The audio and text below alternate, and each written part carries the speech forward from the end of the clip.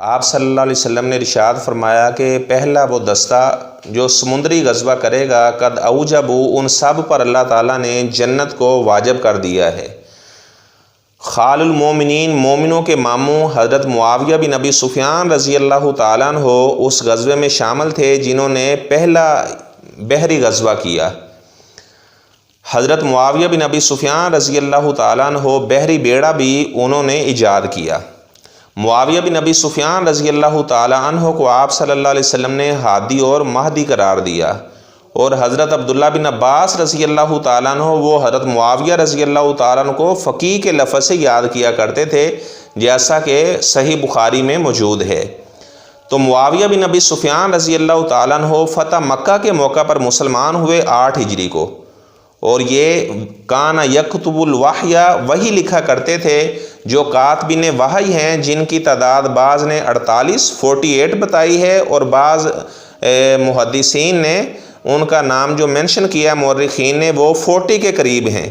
اور ان میں معاویہ بن ابی سفیان رضی اللہ تعالیٰ عنہ بھی شامل ہیں، جیسا کہ امام بہقی رحمہ اللہ تعالیٰ نے اپنی کتاب دلائل النبوہ میں اس بات کا ذکر کیا ہے۔ صحیح سند کے ساتھ یہ موجود ہے 6 جلد میں 243 نمبر صفحے پر۔ عبداللہ بن عباس رضی اللہ تعالیٰ عنہ فرماتے ہیں کہ میں کنت العب مع الغلمان، میں بچوں کے ساتھ کھیل رہا تھا۔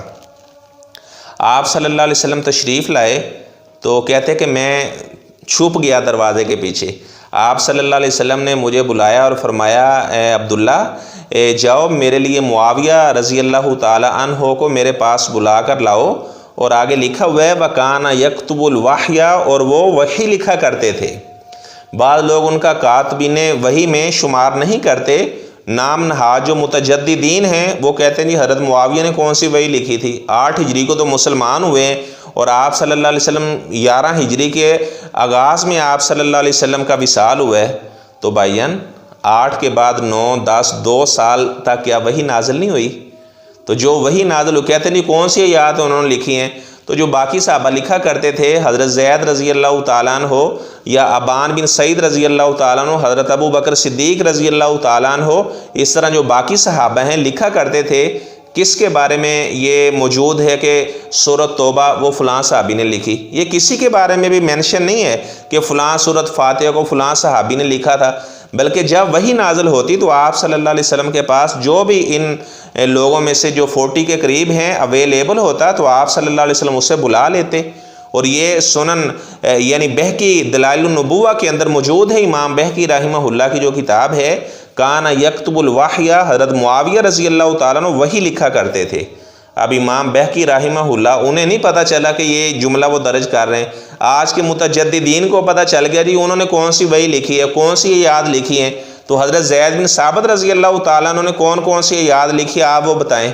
سورہ توبہ انہوں نے لکھی ہے، سورہ انفال لکھی ہے، یا باقی صحابہ انہوں نے کون سی یاد کو لکھا ہے، یہ تو تفصیل کہیں بھی موجود نہیں ہے۔ تو اللہ تعالیٰ ہمیں آپ صلی اللہ علیہ وسلم کے جتنے بھی صحابہ ہیں خال المومنین کہا جاتا ہے، حضرت معاویہ بن ابی سفیان رضی اللہ تعالیٰ عنہ کا یہ مومنوں کے ماموں ہیں، عبداللہ بن عمر رضی اللہ تعالیٰ عنہ مومنوں کے ماموں ہیں، کیونکہ حضرت عبداللہ بن عمر رضی اللہ تعالیٰ عنہ کی بہن حضرت حفظہ رضی اللہ تعالیٰ عنہ دا مدر آف بلیور، جو مومن نہیں ہے اس کی وہ ماں نہیں ہے، جو مومن ہے اس کی وہ ماں ہے، اور آپ صلی اللہ علیہ وسلم کی زوجہ ام حبیبہ بنت ابی سفیان رضی اللہ تعالیٰ عنہ حضرت معاویہ رضی اللہ تعالیٰ عنہ کی جو بہن تھی وہ بھی ایمان والوں کی ماں ہیں، ام حبیبہ رضی اللہ تعالیٰ عنہ بھی ام المومنین ہیں۔ اللہ تعالیٰ ہمیں تمام صحابہ سے پیار کرنے کی توفیق عطا فرمائے، اور قیامت والے دن اللہ تعالیٰ ہمیں صحابہ کا، تابعین کا، تبع تابعین کا ساتھ عطا فرمائے۔ وَقُلْ جَاءَ الْحَقُّ وَزَهَقَ الْبَاطِلُ